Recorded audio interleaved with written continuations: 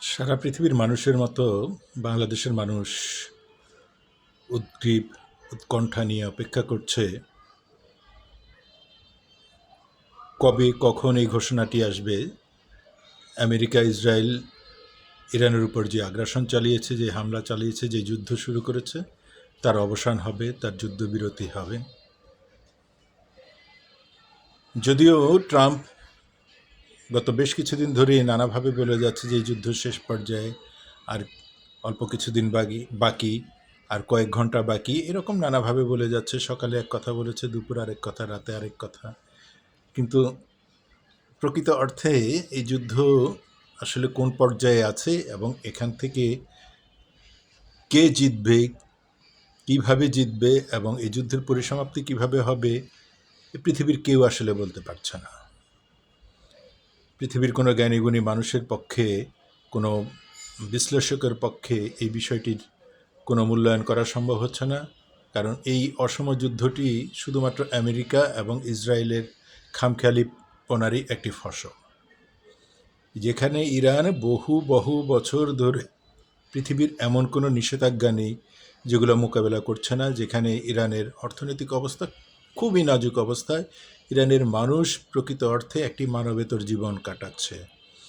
ইরানের সরকারি রোষানলের কারণে সেই খবরগুলো বাইরে প্রকাশ করতে পারছে না কেউ। ইরানি মিডিয়াগুলো সরকার দ্বারা নিয়ন্ত্রিত বিধায় এই সত্যগুলো পৃথিবীর অপর মানুষ জানছে না। সেরকম একটি দেশের উপরে কোনো যুক্তিযুক্ত কারণ ছাড়াই হামলা চালিয়ে তাদের প্রধান ধর্মীয় নেতাকে নিহত করেছে, তাদের পরিবারের অন্যান্য সদস্যদের হত্যা করেছে, সামরিক বেসামরিক বহু মানুষকে হত্যা করেছে। এমনকি একেবারে প্রাথমিক স্কুলে পড়া শিশুদের পর্যন্ত, কিন্ডারগার্টেনে পড়া শিশুদের পর্যন্ত কয়েকশো শিশুকে হত্যা করা হয়েছে এই ইরান ইসরায়েলের হামলার মধ্যে দিয়ে। তাহলে কে এই যুদ্ধ থামাবে, কিভাবে এই যুদ্ধ থামবে, যখন আমরা কেউ জানি না, ঠিক তখনই সারা পৃথিবীতে চলছে একটি ত্রাহি অবস্থা। নেমে এসেছে বিশ্বব্যাপী মন্দা, নেমে এসেছে দুর্ভিক্ষের হাতছানি। আমাদের দেশের বাইরে নয়, যদিও আমাদের দেশে আমাদের কৃষিপণ্য বেশিরভাগই আমাদের দেশ থেকেই আমরা উৎপাদন করি বলে আল্লাহর অশেষ রহমতে এখানে এখন পর্যন্ত কিছুটা রক্ষা। আর যে দেশগুলো এই কৃষিপণ্য তাদেরকে বাইরে থেকে কিনে খেতে হয়, সেসব দেশে অঘোষিত দুর্ভিক্ষ শুরু হয়ে গেছে। এই যখন পৃথিবীর অবস্থা, এই যখন পৃথিবীর মানুষের করুণ পরিণতি, ঠিক সেই সময় একটি অবাক করা এবং একটি অন্তত মন্দের ভালো হিসেবে সামনে আবির্ভূত হয়েছে। সেটি হচ্ছে আমেরিকার বেশ কিছু যুদ্ধ বিমান এবং হেলিকপ্টারকে ইরান ক্ষতিগ্রস্ত করতে পেরেছে বা ভূপাতিত করতে পেরেছে, এবং তাদের পাইলটরা তাদের প্লেন থেকে লাফ দিয়ে নেমে জীবন রক্ষা করার চেষ্টা করেছে। এরকম সংবাদগুলো বিশ্ব মিডিয়ায় বেশ প্রচারিত হচ্ছে। যেহেতু বিশ্ব মিডিয়ার বিভিন্ন বড় প্রতিষ্ঠিত মিডিয়াগুলো এই সংবাদ প্রচার করছে, তাতে এই সত্যটা প্রতিষ্ঠিত, যে ঘটনাটি সত্য, যেখানে আমেরিকা গত 5 সপ্তাহ ধরে ইরানকে প্রায় ম্যাসাকার করে ফেলেছে। ইরানের ভূমিতে এমন কোনো জায়গা নেই যেখানে আমেরিকা হামলা চালায়নি, ইসরায়েল হামলা চালায়নি, ক্ষতিসাধন করেনি।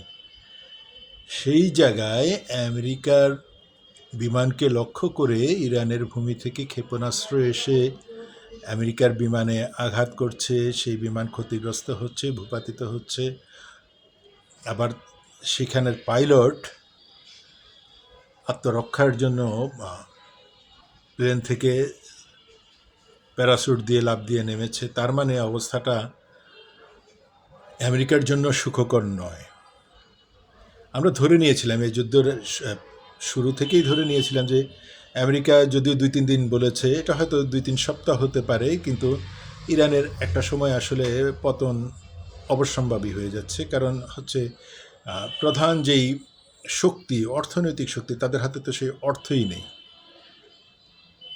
নিষেধাজ্ঞার পর নিষেধাজ্ঞা চলতে তারা এমন একটা পর্যদস্ত অবস্থায় আছে, যেখান থেকে আসলে কোমর সোজা করে দাঁড়ানোর সুযোগও নেই, যেখানে বাংলাদেশি 1 টাকায় ইরানের 124 টাকা 324 টাকা 25 টাকা পাওয়া যায়। বাংলাদেশি 1 টাকা নিয়ে যদি আমরা ইরানে যেতাম তাহলে ইরানের মুদ্রা পেতাম আমরা 324 টাকা 25 টাকা। এটা আরও 2-3-4 মাস আগের কথা। এখন যুদ্ধ অবস্থায় এটা তো আরও খারাপ অবস্থাতে দাঁড়িয়েছে। ইরানের অর্থনীতি বলতে তো কিছু নেই।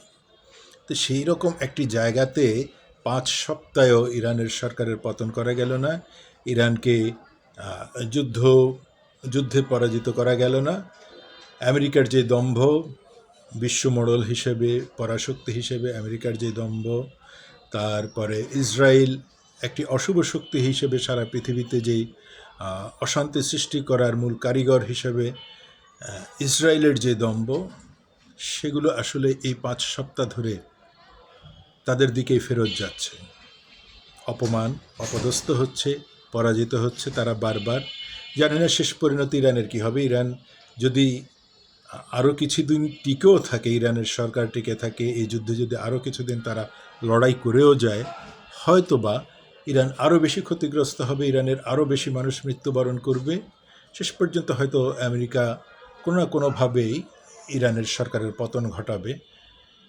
কিন্তু ইরান নামক যেই একটি ঐতিহ্যবাহী রাষ্ট্র ছিল, ইতিহাস ঐতিহ্য সমৃদ্ধ ছিল, শিক্ষায় জ্ঞান বিজ্ঞানে যেই সমৃদ্ধ একটি রাষ্ট্র ছিল, তার সমস্ত কিছুই হারিয়ে ফেলবে তারা। যুদ্ধে আসলে যে জিতে তারও অনেক কিছু হারাতে হয়, যে পরাজিত হয় তার তো সব কিছুই হারায়। তার মধ্যে সবচেয়ে ক্ষতিগ্রস্ত হয় মানুষ। এই যে এখন যে অবস্থা, সারা পৃথিবী থেকে ইরান প্রায় বিচ্ছিন্ন বলা চলে, সে দেশের মানুষ কিভাবে বেঁচে আছে, তাদের খাদ্যদ্রব্য কিভাবে যোগান হচ্ছে, সে দেশের শিশুরা কিভাবে বেঁচে আছে, সেখানে বৃদ্ধ মানুষগুলো কিভাবে বেঁচে আছে, অসুস্থ মানুষগুলো কিভাবে বেঁচে আছে, আহত মানুষগুলোর চিকিৎসা কিভাবে হচ্ছে, আমরা কিছুই জানি না। পৃথিবী থেকে বিচ্ছিন্ন ইরাক, কিন্তু যুদ্ধ চালিয়ে যাচ্ছে।